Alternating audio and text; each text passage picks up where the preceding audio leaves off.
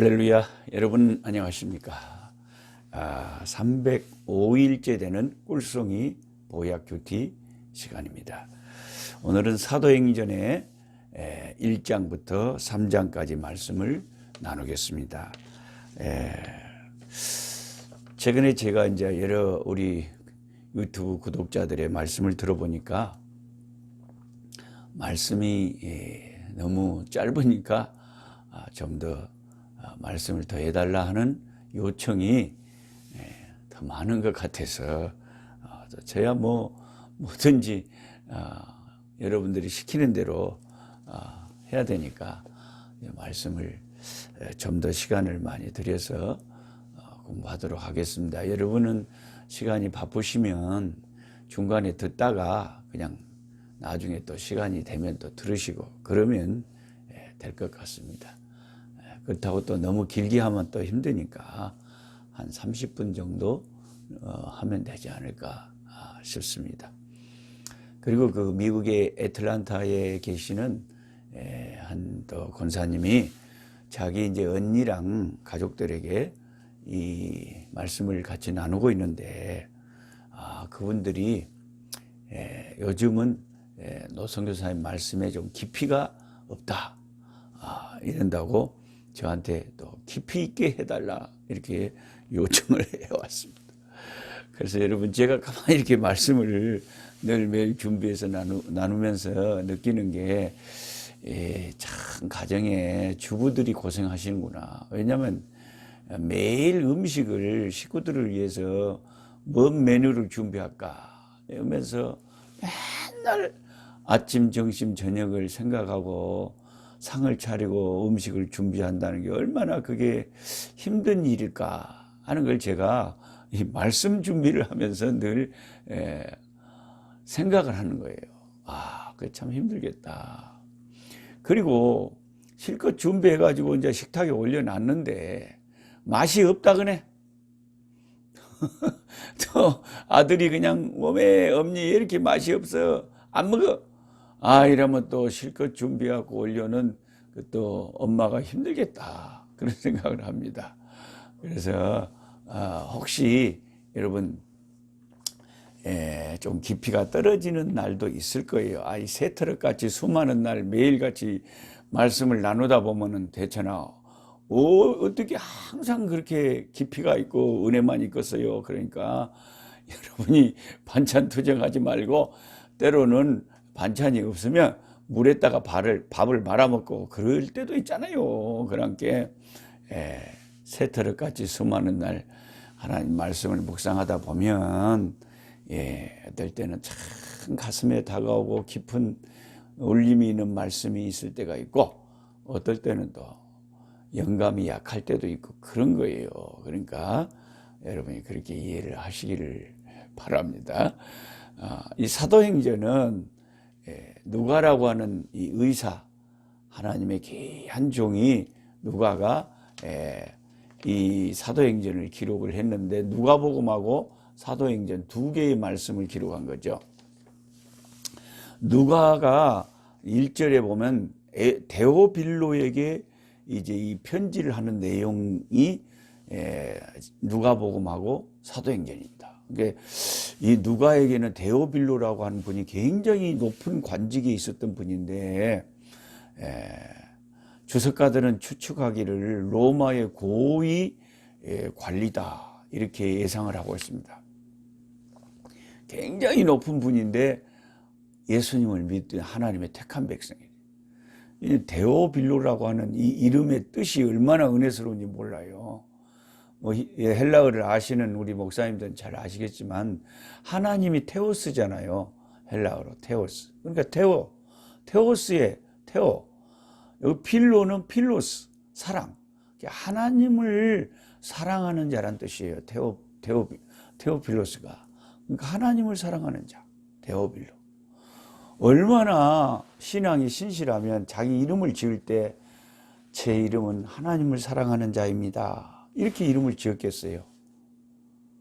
그렇게 신앙 안에서 신앙이 깊기 때문에 누가가 그 신앙을 또 도와주기 위해서 예수님에 관한 생애를 기록한 누가복음을 써서 데오빌로 각하에게 보냈고, 또 예수님이 하늘에 승천하신 다음에 어떻게 성령이 임하시고 이 사도행전에 교회가 세워지고 복음이 전파되는가, 이 기록을 또 써서 데오빌로 하나님을 사랑하는 사람에게 보낸 것입니다. 그 편지가 오늘날 우리에게 누가복음과 사도행전의 이 성경 말씀이 된 거예요. 얼마나 귀한지 모르겠어요. 하나님은 우리들 가운데 일어난 이런 일들을 가지고 주님 기독교 교회사에 하나님의 나라 복음 확장에 크게 사용을 하는 거죠. 사실 누가가 누가복음을 쓰고 사도행전의 기록을 자기가 이제 의사니까 꼼꼼하게 세밀하게 적어서 데오빌로 각하에게 보낼 때 이게 이렇게 성경에 신약 성경이 포함이 돼 가지고 오고 오는 이 지상의 교회에 큰 복음의 영향력을 미칠 줄 누가가 어떻게 처음에 알았겠습니까? 자기는 그냥 성실한 마음으로 데오빌로라고 하는 한 개인의 그 신앙에 도움을 주기 위해서 누가복음과 사도행전을 기록해서 편지를 보낸 건데, 이게 이렇게 귀하게 성경으로 쓰임을 받고 있다는 거예요. 그래서 저와 여러분이 이렇게 일상 속에서 지금도 우리가 작은 봉사나 헌신을 하나님께 드리면 하나님이 그것을 손에 받으시고 오병이어의 기적이 일어나도록 하나님이 사용하신다는 거죠. 그러니까 실제로 저도요, 이 365일 성경 통독 유튜브가요, 사실 구독자가 지금 한 1170명 정도밖에 안 되잖아요. 얼마 안 되는 거죠. 근데 구독을 안 하고 한 분이 막 30분, 40분, 50분 막 60명 막 자기 친척, 시댁 막 식구들 막 이렇게 카톡이나 다른 걸로 이 영상을 보내줘요. 그러니까 구독자의 숫자는 포함이 안 됐지만 많은 사람들이 이 말씀을 또 함께 유튜브를 가지고 매일같이 은혜를 나누고 있으니까, 또 하나님이 이 꿀송이 보약 큐티도 하나님의 손에 들려지니까 하나님이 필요한 영혼들에게 잘 활용을 하시는 줄 믿습니다. 어떤 목사님은 이번에 한국에 와서 뵀는데 송파에서 목회하시는데 매일 새벽기도 갔다 오시면 이 저의 유튜브를 펼쳐놓고 또 다음날 새벽기도 또 준비하시고 또 말씀을 나누고 그렇게 즐기고 계신다고. 어떤 분은 병원에 가가지고 며칠 누워있을 때 너무너무 좋더라는 거예요. 이 유튜브가 병원에 가가지고. 그래갖고 그냥 여러 개를 들어버렸답니다. 병원에서 시간 가는 줄 모르고. 이 연속극이나 뭐 세상 노래보다 하나님 말씀 쭉 듣는 거 좋잖아요. 여러분이 건강하니까 그렇지. 아파가지고 병원에 계셔봐요. 하나님의 말씀이 꿀이지. 말씀이 얼마나 귀한데. 사람의 떡으로만 사는 것이 아니에요. 하나님의 입에서 나오는 모든 말씀으로 산다 그랬잖아요.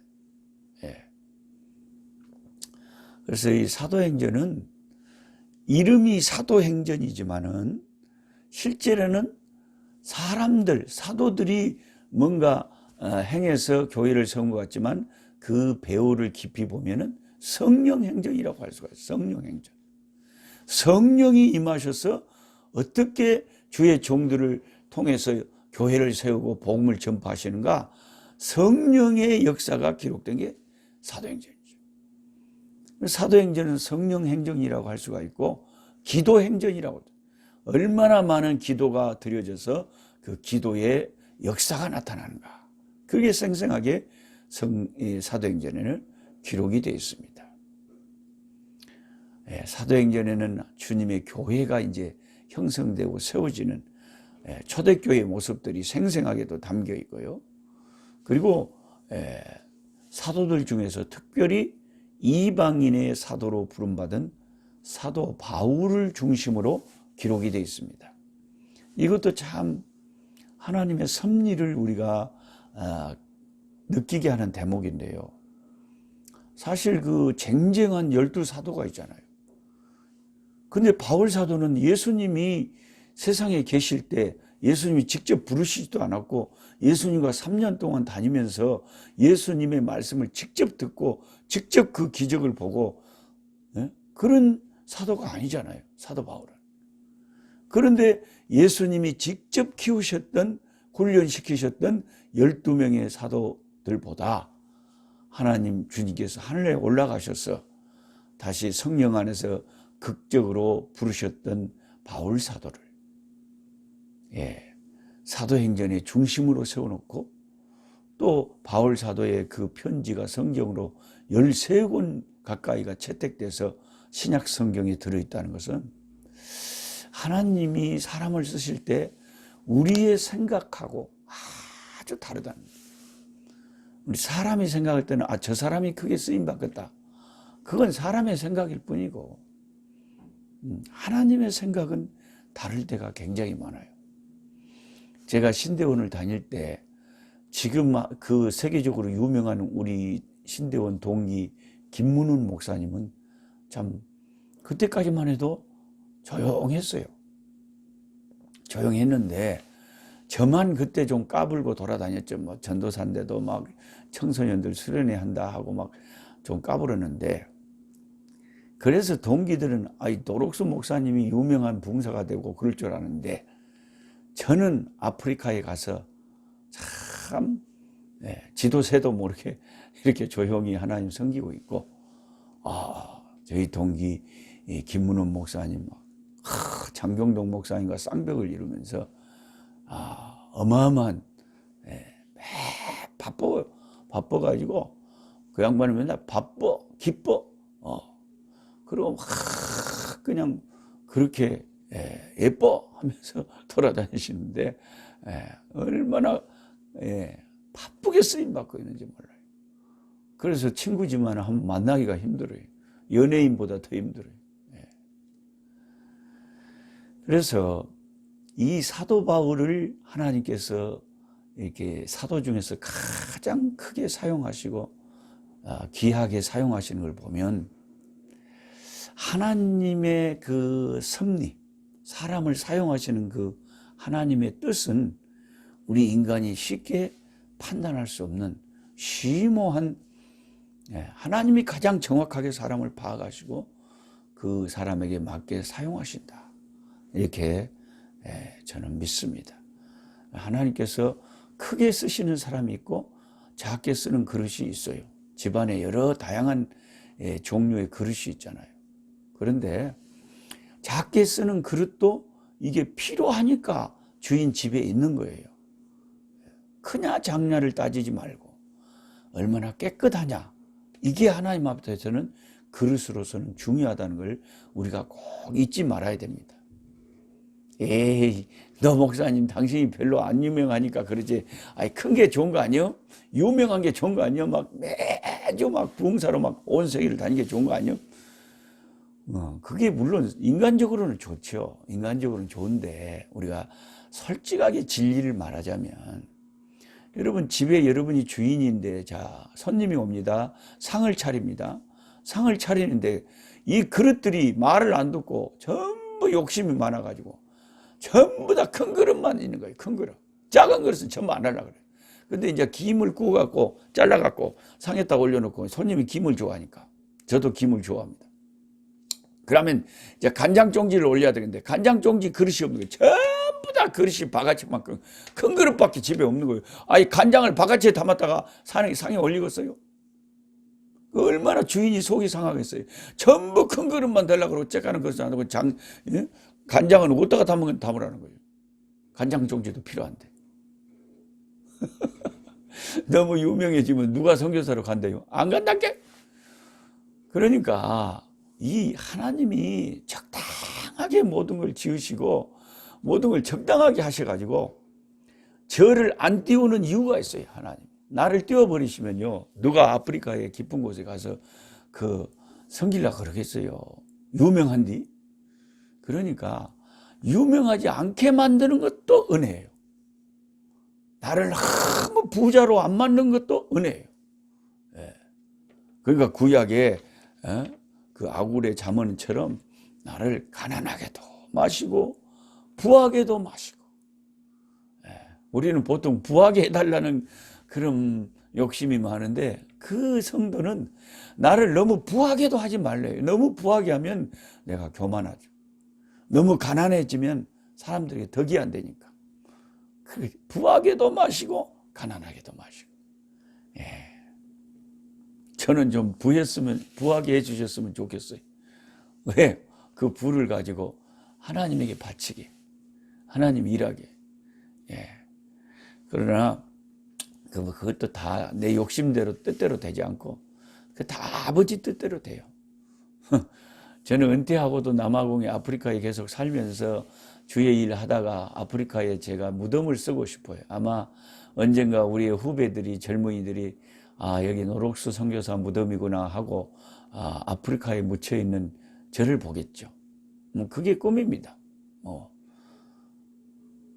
그리고 그 남아공 아름다운 농장을 사가지고 아프리카에서 선교하시는 3,300여 명이 된다 그래요. 제가 알아보니까요. 아프리카 56개 국가에서 선교하고 있는 한국 선교사 숫자가 3,300명 정도 된대요. 이 3,300명의 선교사님들이 언젠가는 은퇴하실 거 아닙니까? 그럼 은퇴하면은 한국에 와서 이제 쉬다가 한국에서 이제 하늘나라 가실 분도 있겠지만 남아공 같은 아름다운 곳에 은퇴 목사님들, 선교사님들을 위한 선교 마을을 형성해서 함께 살면서 신학교도 함께 섬기고 주의 일 하면서 죽을 때까지 주의 일 하다가 가는 것을 원하는 선교사님들도 계실 것이기 때문에 저는 남아공 아름다운 농장에 예수마을, 선교마을 세워서 그렇게 다른 주의 종들과 함께 살다가 아버지 앞에 거기 우리 선교사들의 국립현충원처럼 거기 선교마을 한쪽 구석에 예쁘게 잔디를 깔아가지고 다 비석 하나씩 조그맣게 세워서 선교사들의 묘지도 한국의 양화진처럼 그렇게 만들고 싶은 꿈이 있습니다. 그럼 하나님이 나를 부하게 하셔야 되는데 나를 부하게 하시든지 우리 자녀들을 부하게 하시든지 아니면 제 후원자 중에 한 명을 복을 주셔가지고 또 일하게 하시든지 그건 하나님이 다 알아서 뜻이 계시면 하실 줄 믿습니다. 사도행전 1장 4절에 보면 이 성령이 이제 오셔야 되는데 성령이 오시려면 예수님께서 첫째는 예루살렘을 떠나지 말라 그랬어요. 제자들은 예루살렘을 빨리 떠나고 싶었거든요. 왜냐하면 예수님이 십자가에 돌아가신 후에 어떻게든 예수 믿는 주동자들도 잡아서 죽이려고 하는 그런 핍박의 기류가 감지되기 때문에 빨리 이 예루살렘을 떠나고 싶은 거예요. 그런데 예수님이 그걸 다 아시고 예루살렘을 지금은 떠날 때가 아니다. 그러니까 하나님을 섬길 때 보면 때가 정말 있어요. 때가 있는데 예루살렘을 떠나야 될 때가 있고 예루살렘을 떠나지 말아야 될 때가 있어요. 근데 성령을 받기 전에는 예루살렘을 떠나면 안 돼요. 하늘로부터 능력을 입히우기 전까지는 예루살렘을 떠나면 안 돼요. 성령을 받고 예루살렘을 떠나서 예루살렘과 온 유대와 사마리아와 땅끝까지 나아가서 주님의 증인이 돼야 되지만 성령 받기 전에는 예루살렘에 머물러야 되는 거예요. 여러분 중에 어떤 분들이 나도 선교사로 돼볼까 하나님의 일을 해볼까 하시는 분들이 있는데 그런 분들은 제일 첫 번째 해야 되는 것이 성령 받고 은혜 받는 거예요. 성령의 불이 내게 임하면 은혜의 역사가 임하면은 내가 하나님의 일을 안 하고는 못 살겠어. 여러분이 저 노록수 목사는 어떻게 불신 가정에서 예수 믿고 목사가 됐을까 생각하실 분 계실 건데요. 여러분 은혜 받으면 성령이 임하면 이걸 뭐 가족들이 너 목사 되라 하고 시켜서 그런 게 아니라니까요. 너무너무 주의 일을 하고 싶은 거예요. 너무너무 예수님이 증인이 되고 싶은 거예요. 그래서 이 사도행전 1장 8절 말씀처럼 성령이 임해버리면 오직이라는 말은 다른 말로 하면 성령이 임하기만 하면 그 말이에요. 성령이 임해버리기만 하면 무슨 일이 벌어지냐? 증인되는 일이 벌어지는 거예요. 하나님의 종이 되고 복음의 증인이 되고 전도자가 되고 헌신자가 되고 교회를 참 열심히 섬기게 되고, 그게 성령 받은 사람이 그렇게 한다니까요. 그러니까 보통 불신자들은 누가 저렇게 교회를 가까니, 교회가 저렇게 예배당이 세워지고 누가 헌금을 해갖고 저렇게 할까니, 다 자기 돈이 아까울 건데 못 하려고 저 목사한테 저렇게 바칠까니, 이 모르는 사람들은 다 그게 그런 줄 알아요. 그런데 우리가 목사님한테 하는 게 아니죠. 하나님을 섬기는 거죠. 우리 주님의 몸된 교회를 세우는 거죠. 그러니까 하나님 앞에 헌신하려고 애를 쓰지 말고, 기도해서 은혜 받으려고 애를 쓰고, 기도해서 성령의 능력을 받으려고 애를 쓰면, 성령이 내게 역사하면요, 아이고 증인이 되는 역사가 일어난다니까요. 근데 우리가 거꾸로 하면 안 돼요. 증인이 되려고 하는 거예요. 분명히 오늘 사도행전 1장 8절에는 증인이 되리라 그랬잖아요. 되리라. 수동태잖아요. 수동태. 내가 되는 게 아니라 되어지는 역사. 성령 받아봐요. 아무리 가만히 있으려고 해도 입이 열어지고, 친구를 보고 불신자를 보면 예수를 믿으라고 그냥 열변을 토할 수밖에 없는 그런 일을 성령께서 시키신다는 거예요. 할렐루야. 아멘. 은혜 받은 사람만 그걸 알지, 은혜 안 받은 사람도 왜 그런지 모르죠. 저 사람들이 주일날 그냥 어떻게 저렇게 아침부터 교회를 가가지고 저녁까지 전다냐. 맨날 교회 가서 산다. 은혜 받으면 증인되는 역사. 증인돼. 그래서 제일 먼저 우리가 힘써야 될 것은 예루살렘을 떠나지 말라는 거죠. 은혜 받을 자리를 떠나지 말라는 거죠. 성령을 먼저 받으라는 거죠. 예루살렘을 떠나지 말고 은혜의 자리에 붙어 있으면서 아버지 약속하신 것을 기다리라. 아버지의 약속하신 것이 뭐죠? 성령님이시죠. 예수님께서 그렇게 가르쳐 주셨어요. 하나님 아버지가 내가 하늘나라에 올라가면 이제 나 대신 보혜사 성령을 너희에게 보내주실 것이다. 보혜사가요, 영어로 딱 단어를 보면 더 가슴에 다가와요. 우리가 뭐 보혜사 그러면 한국말로는 한국인이라도 얼른 딱 안 다가오는데, 영어로 보혜사 딱 단어를 들으면 가슴에 딱 다가와요. 영어로 뭐라고 보혜사? 컴포터라고 해서 컴포터. 발음은 별로 안 좋습니다만 컴포터라는 단어가 있어요. 컴포트, 위로하다. 그래서 위로자, 컴포터, 보혜사예요. 그러니까 성령이 임하면 왜 얼굴이 기쁨이 넘치고 아침 해같이 밝은 얼굴이 되고 마음의 근심 걱정이 사라지고 기쁨이 가득하냐? 그 위로자가 오셨다는 거예요. 위로자가. 어린아이가 가다가 길을 넘어져요. 제가 손자 엘리미를 데리고 길을 손잡고 건너가다가 쫄쫄쫄쫄 가다가 탁 넘어졌어요.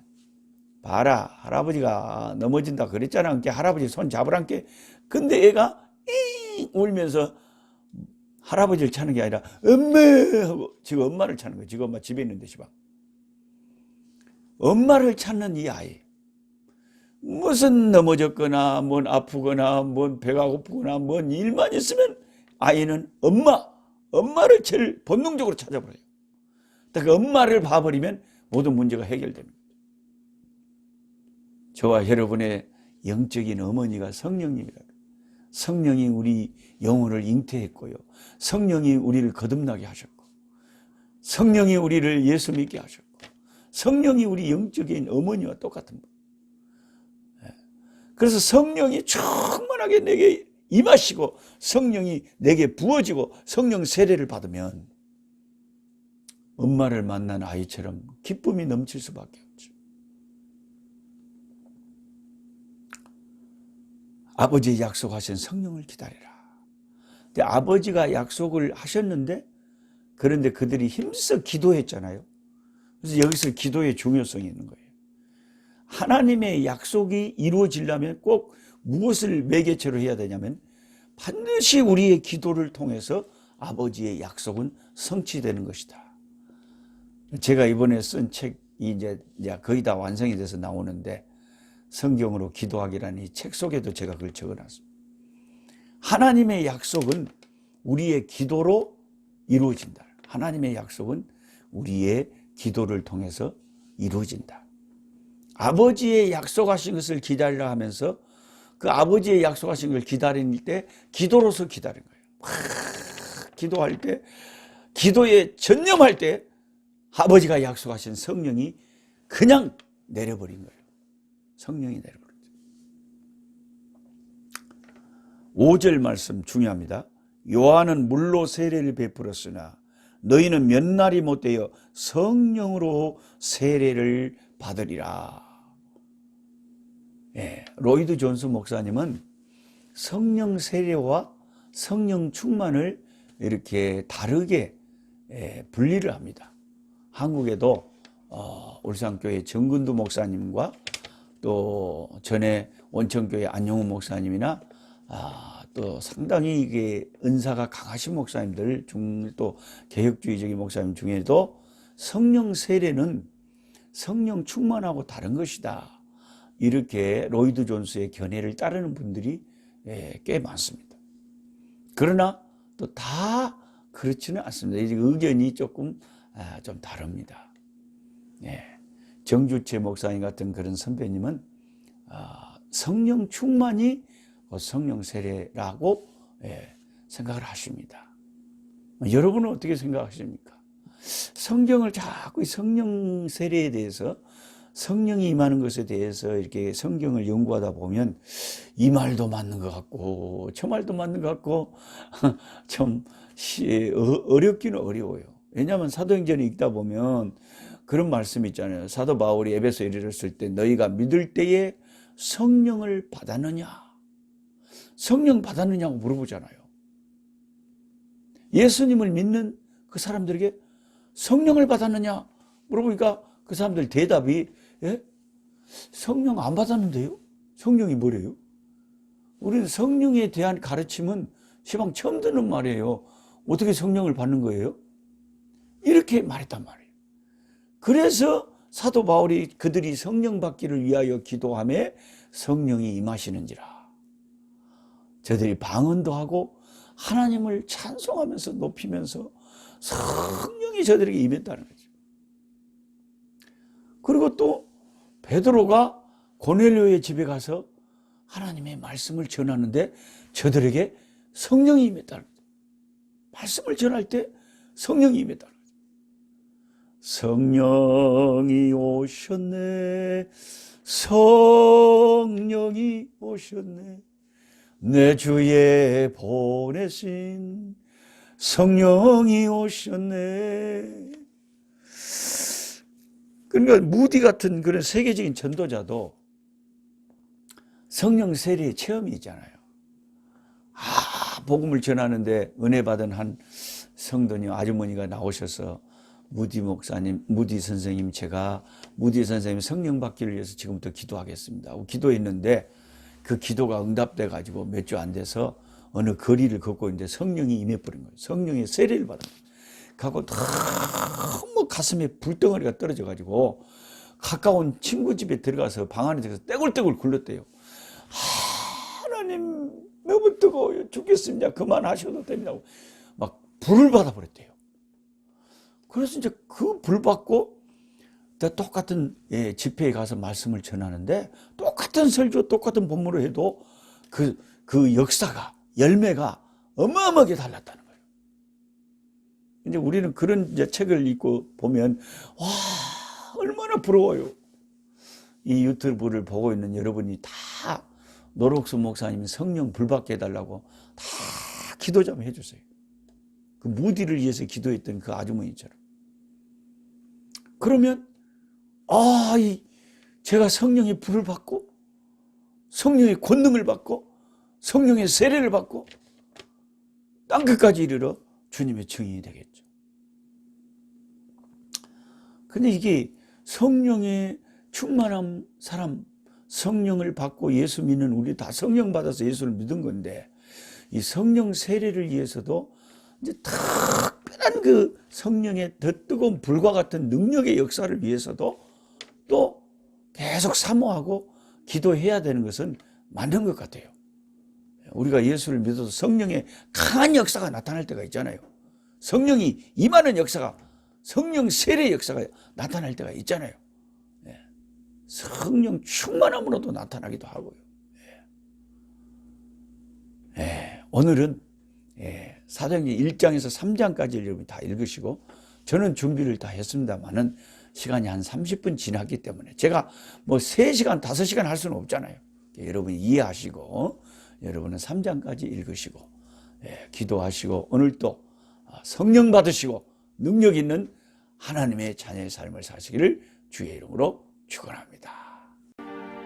약한 자의 것을